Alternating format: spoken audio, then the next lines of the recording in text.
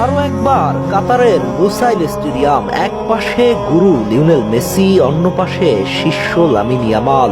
না, এবারের লড়াইটা বিশ্বকাপের না, দুই মহাদেশের দুই চ্যাম্পিয়ন দল আর্জেন্টিনা এবং স্পেনের মধ্যকার ফিনালিসিমা।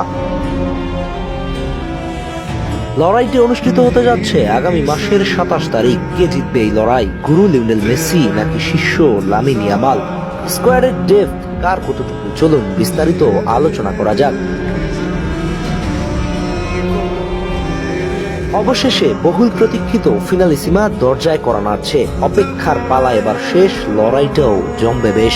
ফুটবল বোদ্ধারা বলাবলি করছে আগামী বিশ্বকাপের আগে এটাই হতে যাচ্ছে বিশ্ব ফুটবলের সবচেয়ে হাই ভোল্টেজ ম্যাচ। আর্জেন্টিনা বিশ্ব চ্যাম্পিয়ন দলটার নেতৃত্বভার এখনো লিওনেল মেসির কাঁধে। গোলকিপার পজিশনে ডিবু দ্য বিস্ট প্রতিপক্ষ স্পেনের জন্য একাই জম হয়ে উঠতে পারেন, যার দেয়াল ভেদ করা যে কোনো দলের জন্যই কঠিন। বর্তমান সময়ে অ্যাস্টন ভিলার জার্সিতে ধারাবাহিক পারফর্ম সেই বার্তাটাই স্পষ্টভাবে দিচ্ছে। মৌসুমের 23 ম্যাচে 6টাই ক্লিন শিট। স্পেনের গোলবার সামলানোর দায়িত্বে থাকবে আর্সেনালের হয়ে গোলরক্ষকের দায়িত্ব পালন করা ডেভিড রায়া। এই মৌসুমে এখন পর্যন্ত টোটাল ম্যাচ খেলেছে 28টি, যেখানে সবকটি ম্যাচের শুরুর একাদশী ছিলেন এই স্পেন গোলরক্ষক, যার মধ্যে 13টি ক্লিন শিট। সুতরাং গোলকিপিং পজিশনে লড়াইটা জমতে যাচ্ছে আর্জেন্টাইন দিবুর সাথে। ডিফেন্সের সেন্টার ব্যাক পজিশনে আর্জেন্টিনার হয়ে নিঃসন্দেহে টটেনহাম হটস্পায়ারের ক্রিস্টিয়ানো রোমেরো।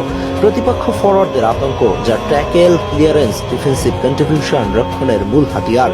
পাশাপাশি গোল কন্ট্রিবিউশন করায় সিদ্ধহস্ত। ক্লাবের হয়ে মৌসুমে 28 ম্যাচ খেলে 6 গোল, 3টা অ্যাসিস্ট সম্পন্ন করেছেন।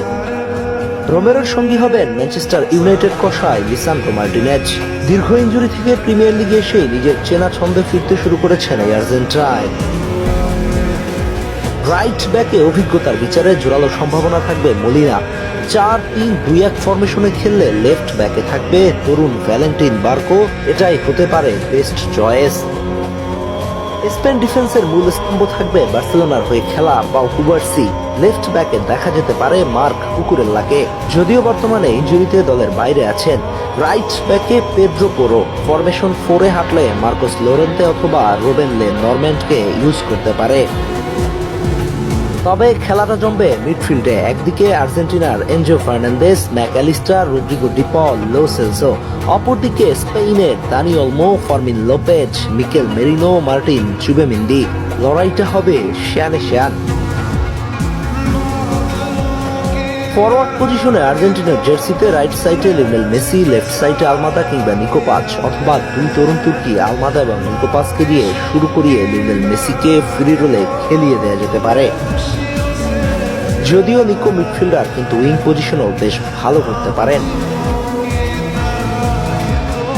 অপরদিকে স্পেনের ফরওয়ার্ড পজিশনে লেফট উইংয়ে নিকো উইলিয়ামস, রাইট উইংয়ে লামিন ইয়ামাল, স্ট্রাইকার পজিশনে আলভারো মোরোতা। ভালো কম্বিনেশন হতে পারে। দুই দলের স্কোয়াড বিবেচনায়, শক্তিমত্তা এবং অভিজ্ঞতা বিবেচনায় নিঃসন্দেহে এগিয়ে থাকবে টিম আর্জেন্টিনা। স্পেনও কম নয়, লড়াই হবে সমানে সমান। তবুও আর্জেন্টিনার দিকে জয়ের পাল্লা ভারী হওয়ার সম্ভাবনাই বেশি। আপনিও কি তাই মনে করছেন? আপনার একাদশে কে কে থাকছে? আহমেদ হাসনাইন খান, টিম স্পোর্টস।